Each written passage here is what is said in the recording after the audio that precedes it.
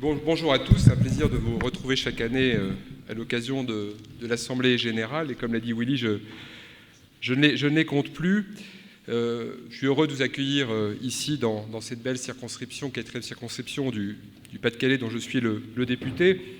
Je veux saluer les personnalités qui sont ici. Le président Dagbert qui voulait se faufiler discrètement, c'est raté.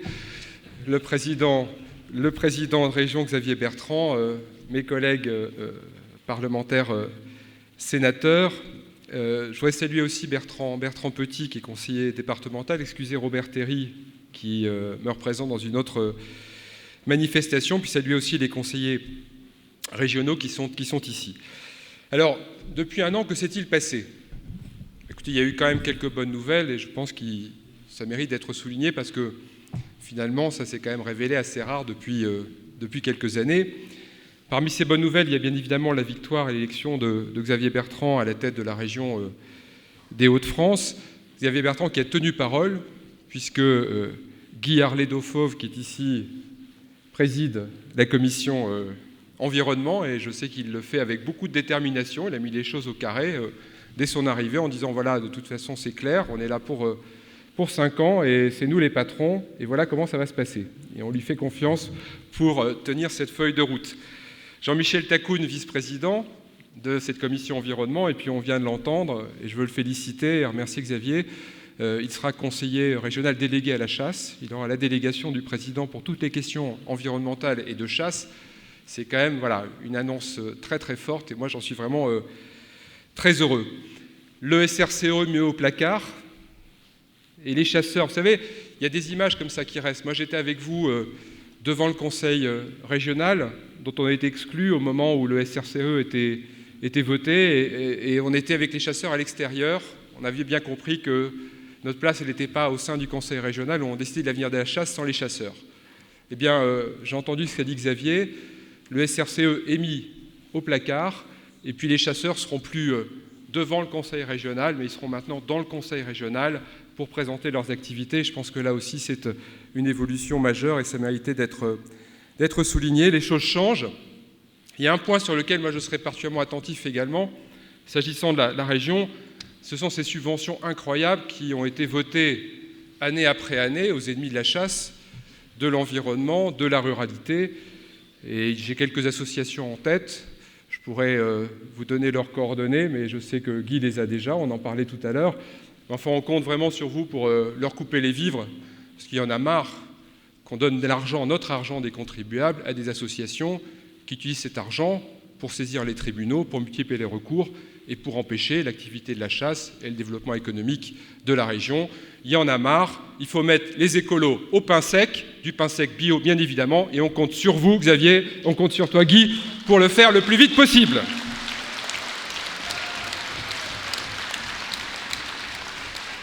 Alors au plan national, il y a aussi quand même des bonnes nouvelles, puisqu'il y a une mobilisation des députés à l'Assemblée comme je ne l'ai jamais vu. Alors certes, à la fin des débats, dans la nuit de jeudi à vendredi, à 3h du matin, on n'était plus très nombreux.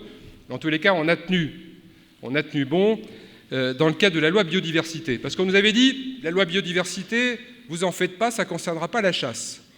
C'était sans compter sur nos amis écolos et d'autres qui ont déposé un certain nombre d'amendements et qui ont voulu faire de ce projet de loi biodiversité une loi anti-chasse. Et on a été présents, les députés de l'opposition et aussi quelques députés de la majorité, ce qui a été indispensable. Et Jean-Jacques Cottel, par exemple, ou Jean-Marc Buzyn ont siégé et ont voté avec d'autres députés du groupe chasse dans le même sens que nous. Et ça s'est révélé décisif. Et on a pu de cette façon écarter un certain nombre d'amendements anti-chasse.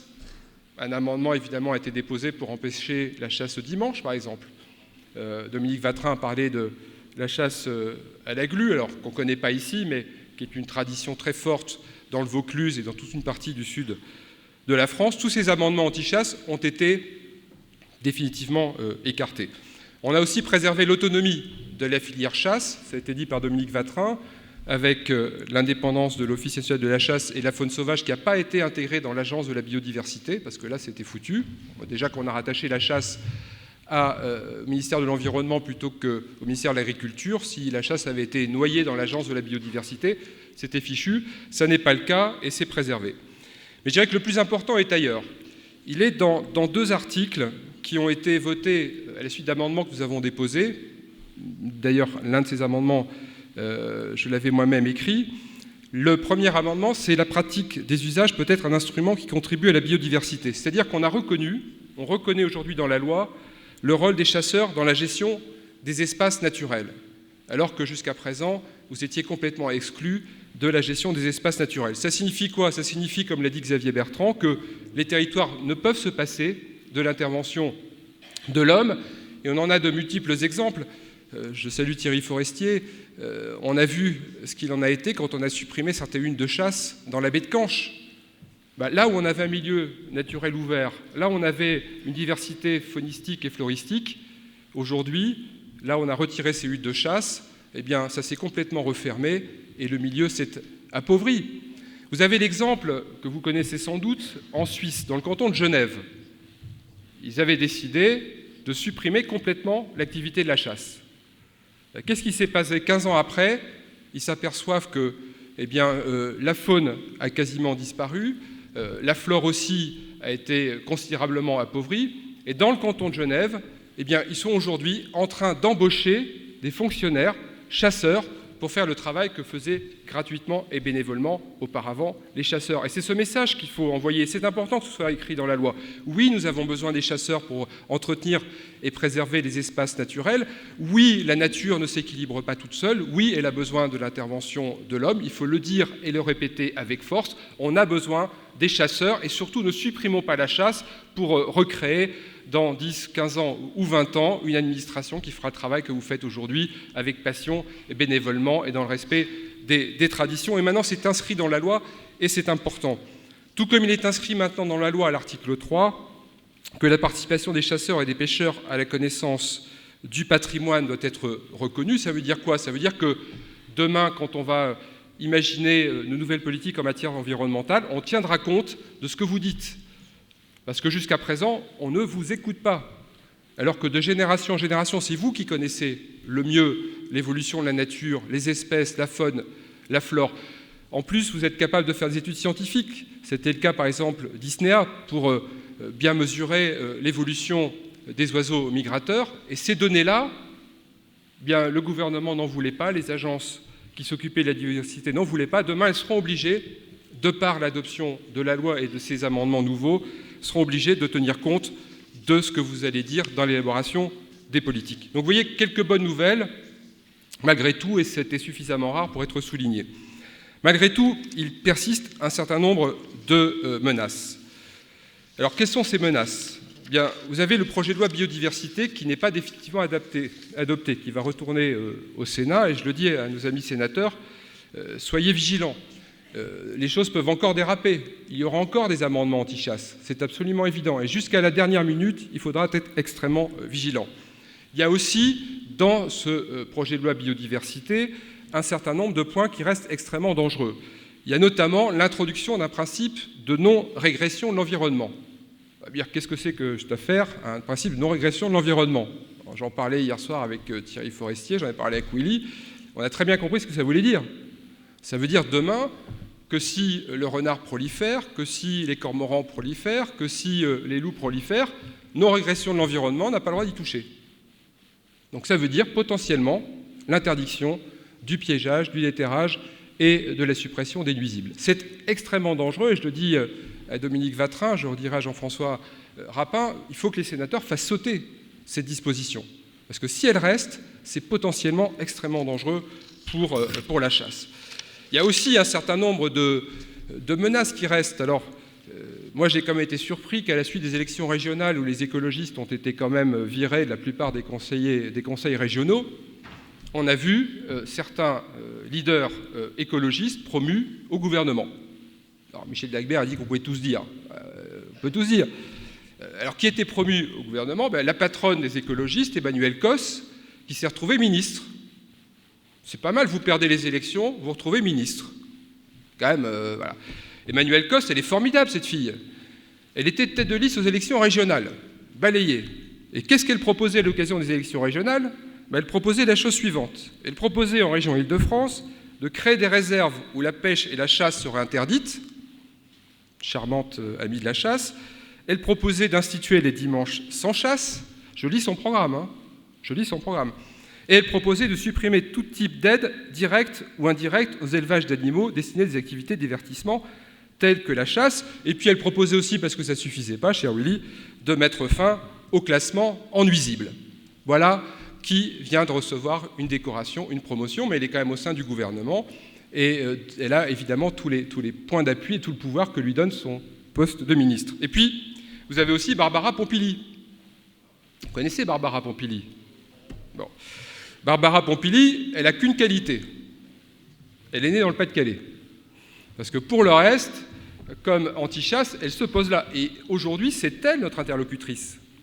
Quand le 16 février dernier, j'interroge le gouvernement et j'interpelle le gouvernement dans l'hémicycle sur la question des oies, qui me répond Barbara Pompili. Parce qu'aux côtés de Ségolène Royal, c'est elle qui est en charge de la chasse.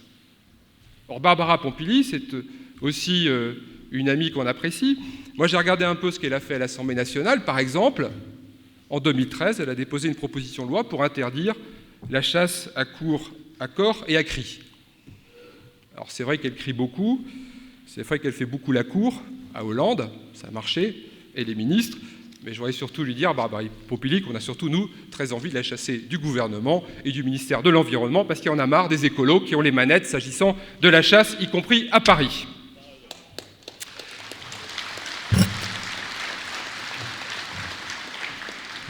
Alors, je voudrais terminer mon propos, puisque vous m'avez invité en tant que parlementaire, par deux remarques, deux réflexions très rapidement.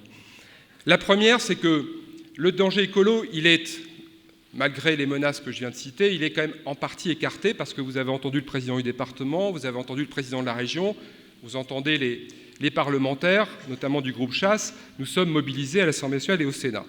Mais après le danger écolo, il y a un autre danger, qui est peut-être plus grave encore que celui que nous avons connu jusqu'à présent, c'est le danger bobo.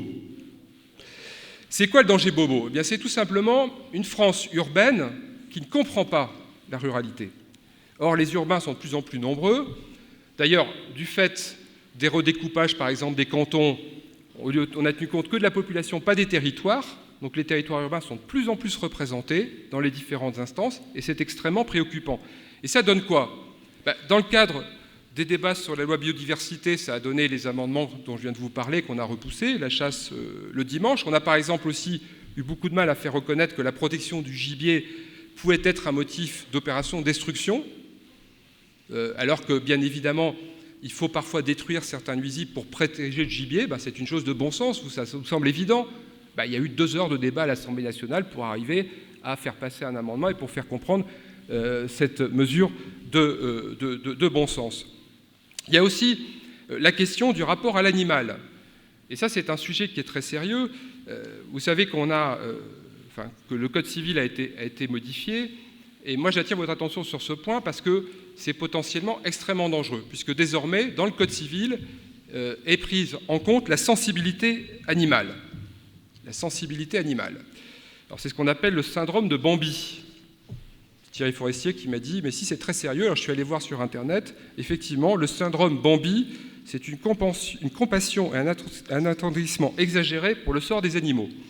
Mais le syndrome de Bambi, ça donne quand même la modification du Code civil, et ça donne un commentaire de 30 millions d'amis, là aussi allez voir, tout ça c'est facile à trouver, 30 millions d'amis qui dit, à la suite de la modification du Code civil en 2015, « Pour les animaux, plus rien ne sera comme avant ».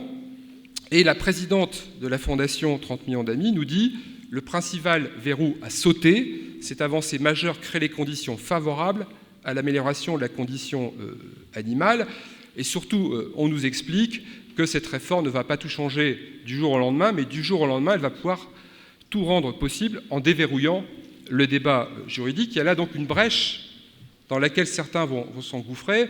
J'en ai parlé avec Willy et avec d'autres. Par exemple, vous avez Schweitzer qui, à l'UNESCO, au nom de la Ligue des droits de l'animal, vient de demander l'extension du délit de cruauté au profit des animaux sauvages.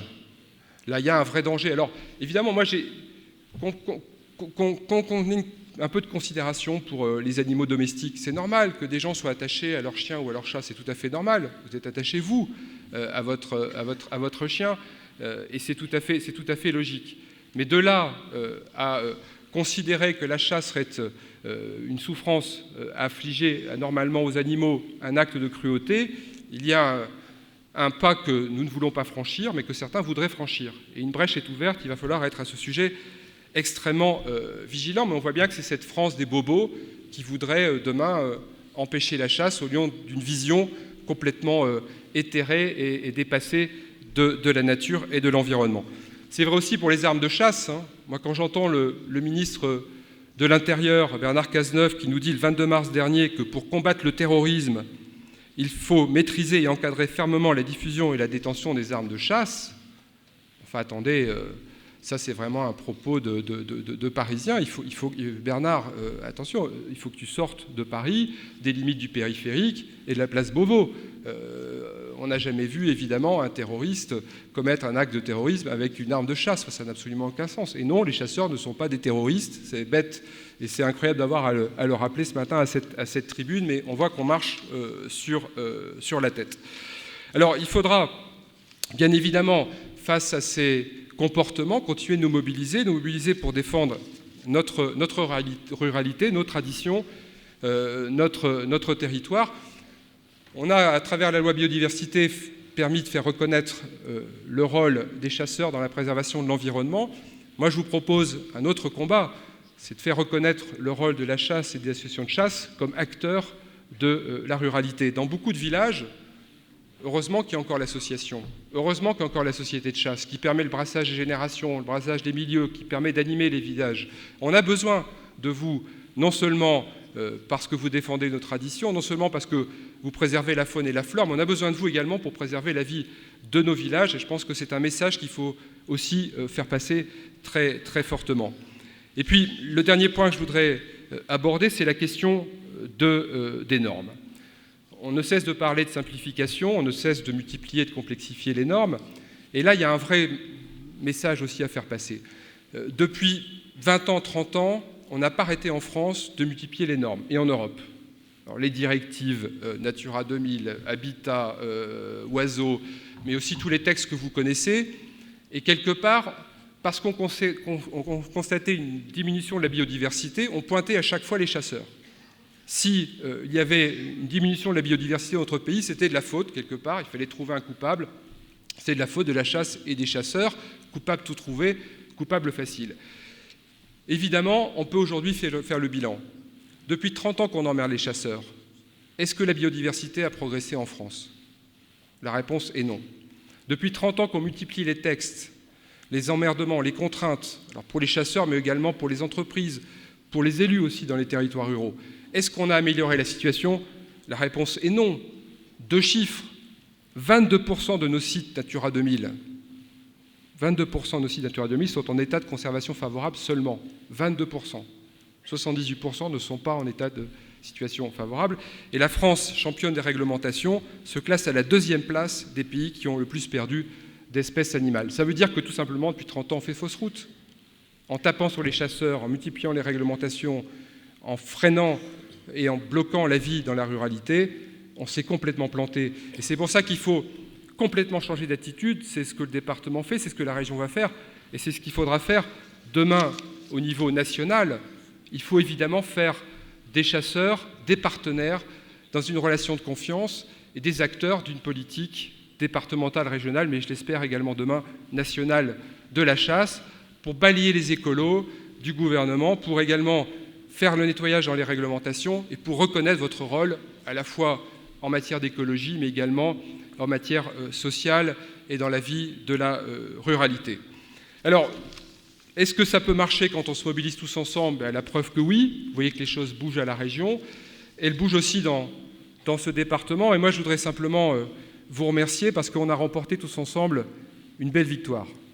Alors, je parlais en introduction des bonnes nouvelles. Je terminerai sur une note positive. Et cette belle victoire, on l'a menée avec nos amis chasseurs de la baie d'Authie et de la baie de Canche en particulier, parce qu'on est parvenu à repousser un projet qui allait être désastreux pour les paysages, pour l'environnement, pour l'activité de la pêche, pour l'activité touristique, mais également pour l'activité de la chasse. C'était un projet de 200 éoliennes face à la baie de Canche et la baie d'Authie, dans un couloir d'oiseaux migrateurs, l'un des plus importants d'Europe. Alors là, les écolos, ça ne les dérangeait pas. Ils étaient pour. D'ailleurs, on n'y comprend absolument rien. Comme si ça allait être neutre de mettre 200 éoliennes juste en face de 2 endroits où ces oiseaux viennent se reposer. Ça n'avait absolument aucun sens. Il a fallu se battre contre les lobbies, contre certains politiques qui voulaient à tout prix nous imposer ces éoliennes. Les pêcheurs se sont mobilisés, les chasseurs se sont mobilisés. On a créé avec eux et les élus un collectif Horizon. Et on a eu la bonne nouvelle la semaine dernière. Ségolène, je lui ai écrit 4 fois, elle ne m'avait pas répondu, mais j'ai eu une réponse qui m'a tout à fait satisfait finalement, puisqu'elle a annoncé que le projet d'éolienne aurait lieu finalement à Dunkerque, mais surtout qu'il renonçait à ce projet d'éolienne qui aurait impacté terriblement l'activité de la chasse. C'est la preuve que l'énergie, le bon sens, le rassemblement finissent par gagner. Donc continuons ensemble à faire gagner la chasse, le Pas-de-Calais et la France. Merci.